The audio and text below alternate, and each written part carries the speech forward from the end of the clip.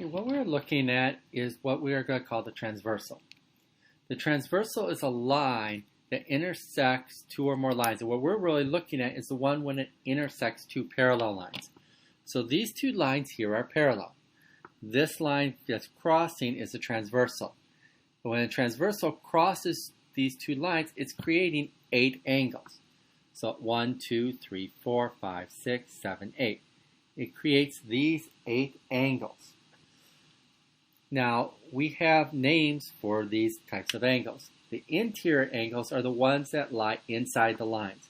So the ones that are inside these two parallel lines, 3 and 4, 5 and 6, are known as the interior angles because they're on the inside. We have then 1 and 2, 7 and 8, which are known as exterior angles because they're on the outsides. So interior is on the inside, exterior is on the outside. Now we're going to add on to these definitions so that we can use these. We have the alternate interior angles. The alternate interior angles are angles that are on the inside but on opposite sides of the transversal. So 3 and 5 are on opposite sides of the transversal. 4 and 6 are on opposite sides of the transversal, and they're on the inside.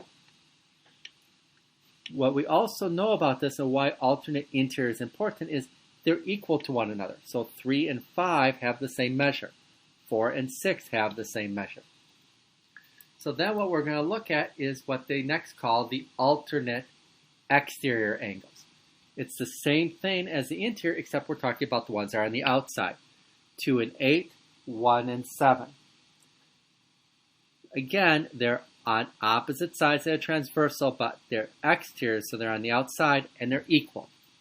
So 1 and 7 are equal, 2 and 8 are equal. And then the last little set we're going to talk about here is the corresponding angles. Really, they're angles that are in the same position. So if I could take a scissors and cut out, make a little circle between 1, 2, 3, and 4, and then lay it on top here, the ones that would lie on top of one another so that they would match are known as the corresponding angles. The corresponding angles are those angles that are in the same position. So the same position like 2 and 6, 1 and 5, 4 and 8, 3 and 7. They also have the same measure. So if I know angle 1, I know angle 5. And really what this allows me to do is that if I'm given something that looks kind of like this, I was given one angle. I know that this angle here has a measure of 43. That means I don't know the other 7.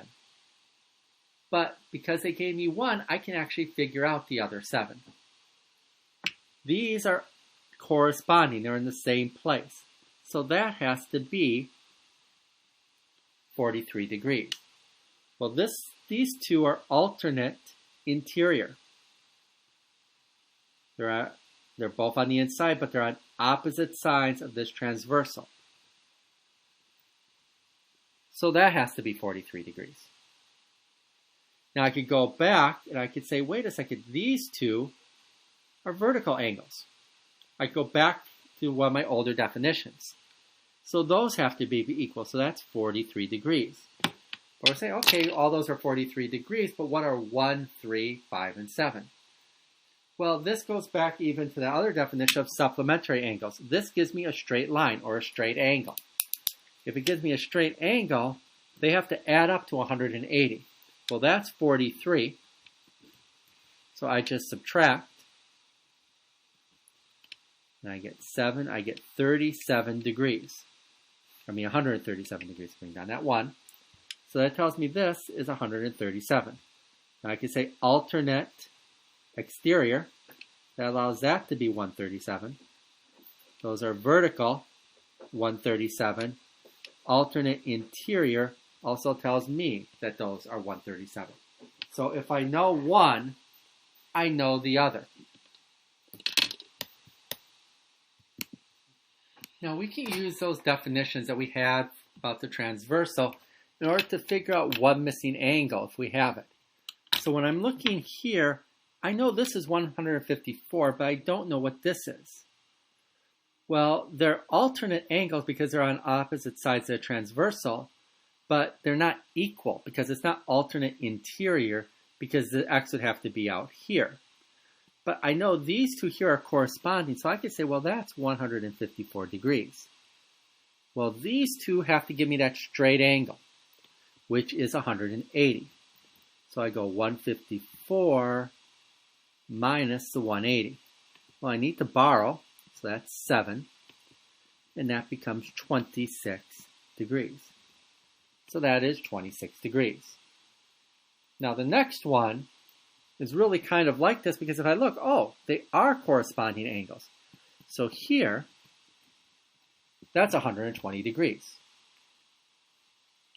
So when I only have to find that one angle, it's pretty straightforward on what I have to do because they're either going to be one of two numbers and figure out if it's equal or if it's sort of that other number. Now what we're going to do though is kind of bring this together with the algebra. Well, when I look at this, these two here, I could say, oh, those are alternate interior. The way I know they're alternate interior is they're both on the inside and they're on opposite sides. But they didn't give me a straight number. They want me to find x. Well, those two there have to be equal to one another. So I'm going to say 9x minus 22 is equal to 4x minus 2. Well, since they are equal to one another, I just do this, and if I think about this, now I have variables on both sides. It's an algebra problem. So I want to move the 4x. I always try to choose the smaller x to move because I like avoiding negatives. Negatives lead to silly mistakes. So that becomes 5x minus 22 equals negative 2.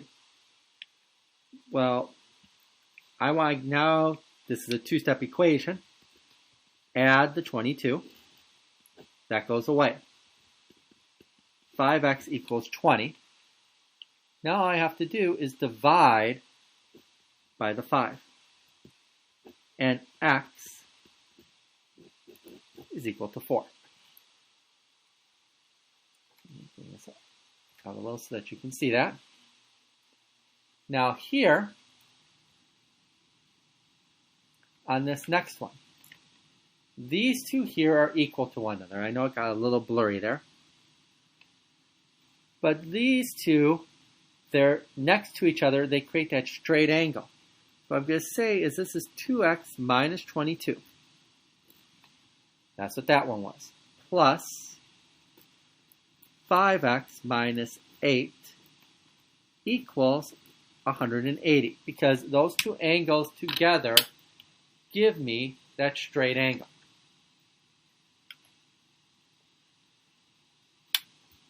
Now, the 5x, the 2x and the 5x, those combine and give me the 7x. And here I was talking about negatives lead to silly mistakes. I want to be careful here. These are both negative. So it's the addition rules for negatives. The same signs we add, that becomes actually negative 30 equals 180. Now we're back to that two-step equation. So I add the 30 to both sides. I get 7x equals 210. Divide by 7, x is equal to 30 degrees. Again, because it was a straight angle, I add them together. So when you're looking at these, if they give you the alternate interior, the alternate exterior, the corresponding, they're going to be equal to one another. If they give you basically two that are going to be right next to one another, where it's like this or this, horizontally or vertically, that's going to be equal to that 180. So let's take a look at one last problem. So I'm looking at here, I say, okay, they're alternate interior angles. They're on opposite sides of the transversal, and they're both on the inside, so they have to be equal to one another. So I go 9x plus 4 equals 10x minus 11. Well, I'm going to solve by subtracting that 9x. Again, I'm moving the smaller one, hopefully to avoid having to do a lot of negative steps. 10x minus 9x is 1x, or just x, minus 11. Add the 11. I do that, x becomes equal to 15. So a lot of the stuff with the transversals isn't overly complicated. It's just that they tried to throw a lot of different things in there with all those sort of definitions, with the words with it, and then also putting in the algebra. Just take your time and sort of figure out what are they giving me, and that will help you solve these problems.